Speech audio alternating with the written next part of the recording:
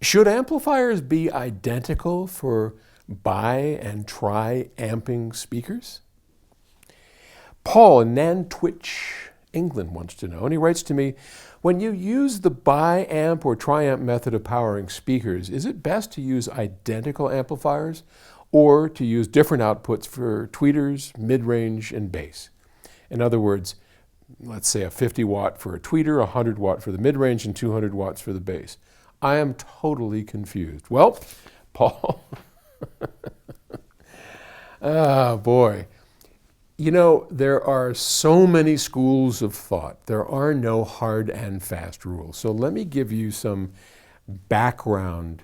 And we've been over some of this before, but I think it's always good because these are, specialist questions. They're confusing and they're specialist questions.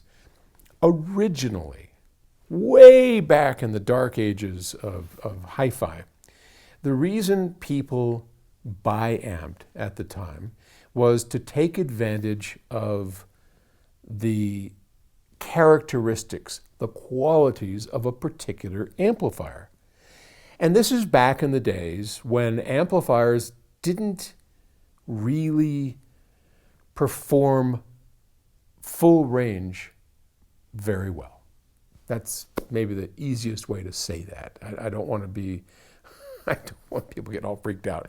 But, way back when, we had a crop of solid state amps, phase linears, crowns and all of that. And they did some things well, and they didn't do some things very well.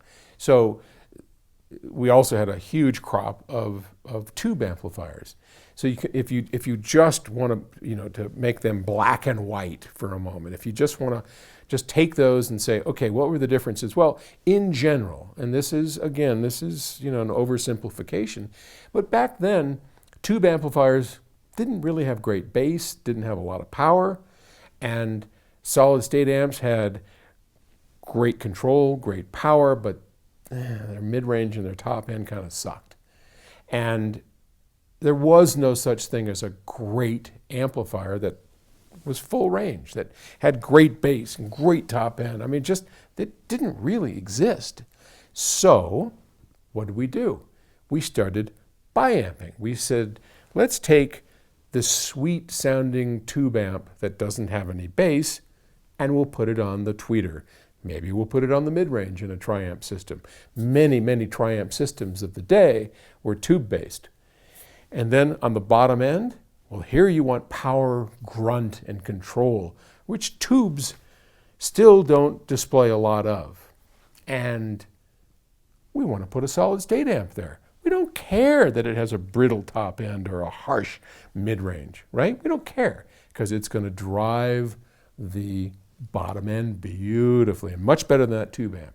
So that's the original idea behind bi-amp and tri-amp. That's why they existed. Go forward a number of years to today, if you will, and the situation is very, very much different.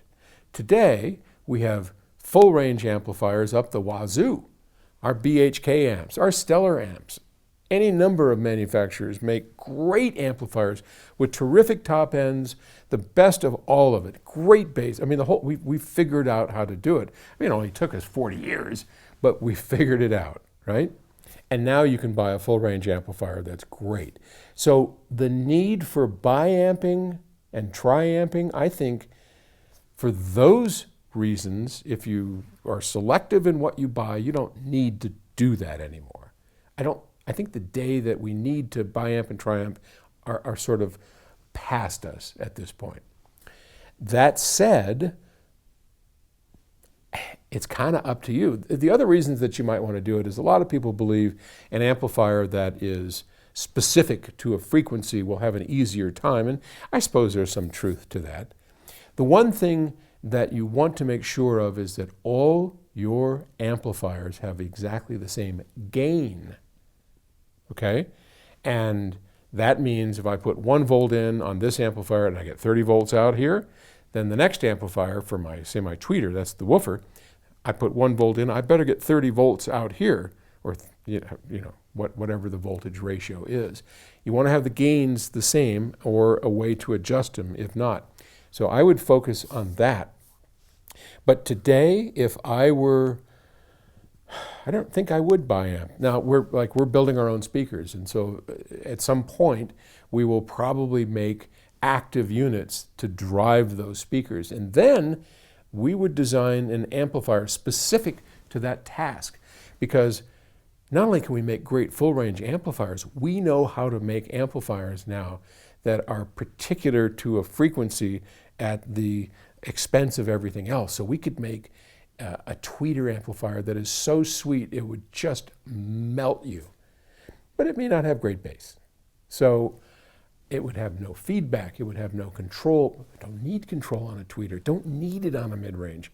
So eventually we will get around to doing exactly that, hearkening back to years ago when we had to do that out of necessity. Hope that shed some light on it for you. Okay, thanks, and I'll talk to you tomorrow. Bye.